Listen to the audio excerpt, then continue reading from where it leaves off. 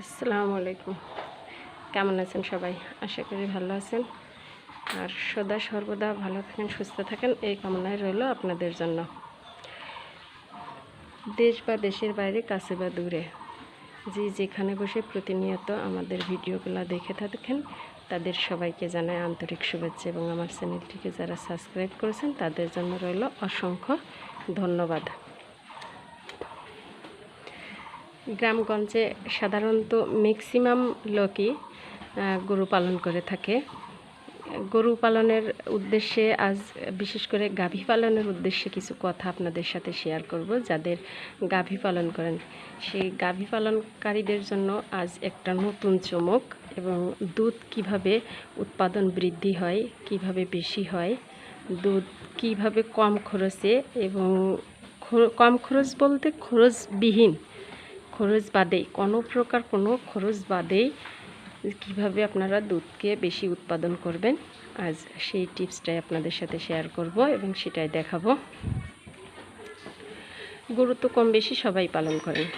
গরু পালনের গাভী পালনগুলো, বিশেষ করে ষাঁড়ের থেকে যেগুলো গাভী পালন করেন, অবশ্যই সে গাভী যদি সঠিকভাবে দুধ না দেয় এবং নিজেদের যদি দুধটা খাওয়ার কোনো পরিবেশ না হয়, বা বাচ্চা যদি সঠিকভাবে দুধ না পায়, তাহলে কিন্তু বাচ্চা কখনোই, গাভীর যে বাছুরটা হবে সেটা কিন্তু পরিপূর্ণ হবে না। এই যে আমাদের এই যে বাচ্চাটা দেখতে পাচ্ছেন, এই বাচ্চাটা রমজান মাসে হয়েছে।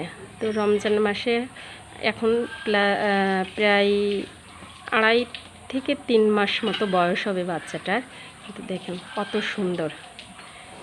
এই এতটা সুন্দর হওয়ার একটা মাত্র কারণ, পর্যাপ্ত পরিমাণে দুধ পায় এই গাভীর থেকে বাচ্চাটা। আর পর্যাপ্ত পরিমাণে দুধ খাওয়ার কারণের জন্যই 3 মাস প্লাস হয়নি এখনও বাছুর, তবুও কতটা বড় হয়েছে। বাছুরটা দেখতে ষাঁড় বাছুরের মতো, কিন্তু ষাঁড় বাছুর নয়, বাছুরটা বকনা।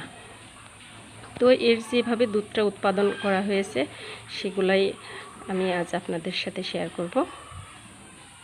পুরো ভিডিও জুড়ে আমার সাথেই থাকুন এবং স্কিপ না করে পুরো ভিডিওটা দেখেন, তাহলে সম্পূর্ণটা জানতে পারবেন, স্কিপ করলে জানতে পারবেন না।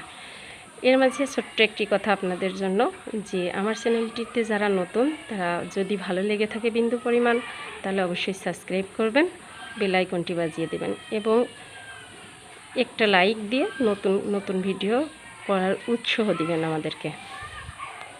তো গাভীর দুধ যেভাবে আপনারা বেশি উৎপাদন করবেন, কিভাবে করবেন সেটা আপনাদেরকে দেখাবো, কোনো প্রকার কোনো খরচ ছাড়া, কোনো কিনা খাবার ছাড়াই। তো এই যে আমার হাতে দেখতে পাচ্ছেন আম। এখন যেহেতু গ্রীষ্মের সময়, আম, ফলের রাজা আম, আম কম বেশি সবার বাড়িতেই থাকে, কারো গাছের থেকে থাকে, কেউ কিনে এনে খান। তো যাদের গ্রাম অঞ্চলেই বেশিরভাগ আমের গাছ বাড়ির আঙিনাতে 2-1টা হলেও থাকে, আর নাই বা থাক, আপনারা যে আমটা কিনে এনে খান, আনার পরে যে এই যে অতিরিক্ত খোসা থাকে আমের, এই যে দেখতে পাচ্ছেন অতিরিক্ত খোসা বা নষ্ট আম, অনেক সময় আছে যে আমরা বাজার থেকে বা গাছ থেকে আম আনার পরে দেখা যাচ্ছে আমগুলা খেতে গেলে পোকা থাকে, আমগুলা খাই না, ফেলে দিই। খোসাগুলা আমরা সঠিক ব্যবহার করতে জানি না দেখে খোসাগুলো ফেলে দিই।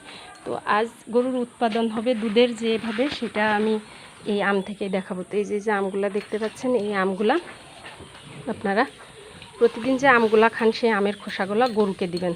যদি মনে করেন যে পানির সাথে দিব, তো তাহলে পানির সাথে দিবেন।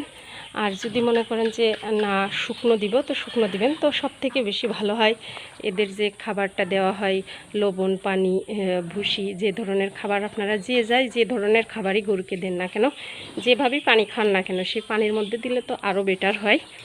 তো দেখেন আমার হাতের আমের এগুলা দেখে গরু খাওয়ার জন্য ছুটাছুটি করছে, কারণ এরা তো আম এখন এই আসছে দেখে, আমের সিজন আসছে দেখেই আমি খাওয়াই। তো আমি এতটুকু বলতে পারবো যে এই যে কীভাবে খাচ্ছে দেখেন, আমি এতটুকু বলবো যে এই টিপসটা আপনারা যদি অ্যাপ্লাই করেন, অবশ্যই অবশ্যই আপনাদের সফলতা আসবেই। শুধু সফলতা নয়, দুধের উৎপাদন দ্বিগুণ হবে আপনারা যদি প্রতিদিন নিয়ম করে এভাবে আমের খোসাগুলা বা নষ্ট পচা আমগুলা যদি গরুকে দেন। বিশেষ করে গাভী গরু যেগুলা, এদের পুষ্টি চাহিদা, ক্যালসিয়ামের চাহিদা পূরণ হবে, এছাড়াও দুধ দ্বিগুণ হবে। যদি আপনাদের গাভীর দুধ 1 কেজি হয়, তো সেখানে 1.5 থেকে 2 কেজি দুধ হবেই হবে। কিন্তু আমের পরিমাণটা যত বেশি দিবেন তত এদের দুধ হবে। যদি তার থেকেও বেশি পরিমাণ, সো আমি কথার কথা বললাম 1 কেজি দুধের আর কি উদাহরণ দিলাম। তো যদি তার থেকেও বেশি পরিমাণ অধিক দুধ পেতে চান তাহলে অবশ্যই অধিক পরিমাণে আম খাওয়ান। আর যতটা আম খাওয়াবেন ঠিক ততটাই আপনি এর থেকে দুধ পাবেন।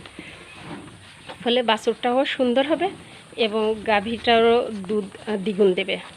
তো আমার ভিডিওটা যদি আপনাদের উপকারে এসে থাকে, এই টিপসটা আপনারা অ্যাপ্লাই করার পর যদি বিন্দু পরিমাণ উপকার এসে থাকে বা সত্যি হয়ে থাকে যে না নিয়ম করে আমের ছালগুলা বা পচা নষ্ট আমগুলার খোসা খাওয়ানোর পর আপনাদের দুধের উৎপাদন বৃদ্ধি পেয়েছে, তাহলে অবশ্যই কিন্তু আমাকে কমেন্টে জানাবেন। কমেন্টে জানাতে কিন্তু ভুলবেন না এবং একটা লাইক দিবেন।